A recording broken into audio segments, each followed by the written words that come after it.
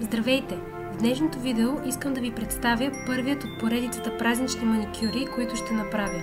Надявам се да ви харесва и ако е така, да харесате видеото и да се абонирате за канала ми. Ето и какво ще ви е необходимо. Пълният списък с лакове, които съм използвала в това видео, може да намерите в описанието.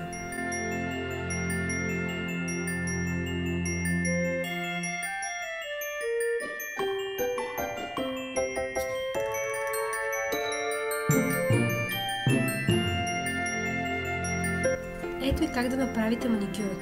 Лакирайте палецът, показалецът и котрето с бял лак, след което направете линия с червен лак, като за френски маникюр.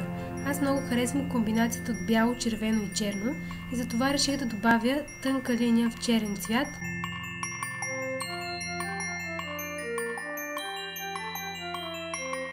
На безименият пръст реших да нарисувам костюмът на Дядо Коледа. За целта лакирах нокътя в червен цвят, след което с бял лак направих една дебела линия от горния до долния край на нокътя. За да очертая колана, използвах черен лак.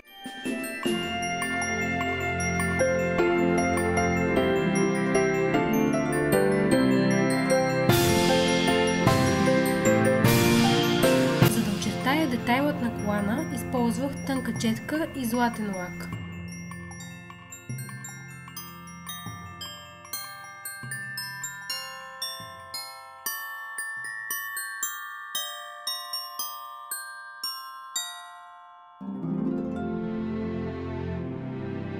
Остава да направим Дядо Коледа.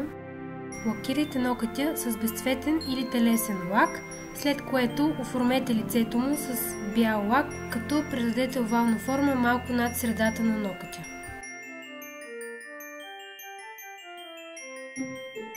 Използвайте лак с тънка четка в червен цвят за изрисуването на шапката на Дядо Коледа. Направете тънка права червена линия малко преди края на очертанията на белият лак, след което оформете останалата част от шапката и запълнете с червен цвят.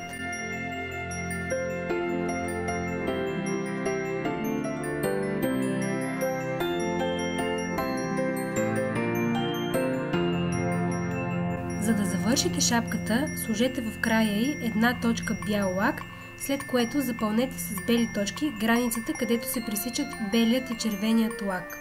След това с телесен лак нарисувайте лицето на Дядо Коледа, а с черен лак направете очите и устата му, а с червен лак и юред за точки довършете носа на Дядо Коледа и готово!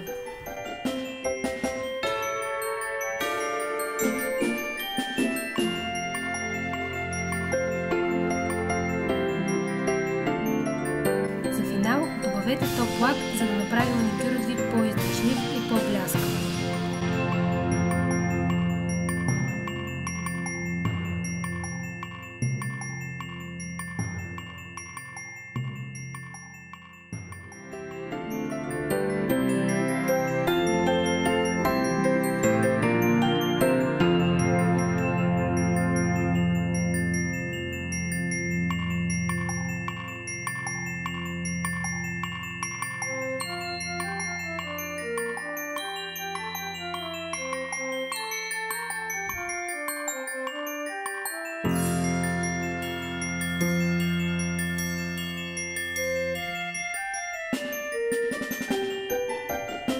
Това е крайният резултат.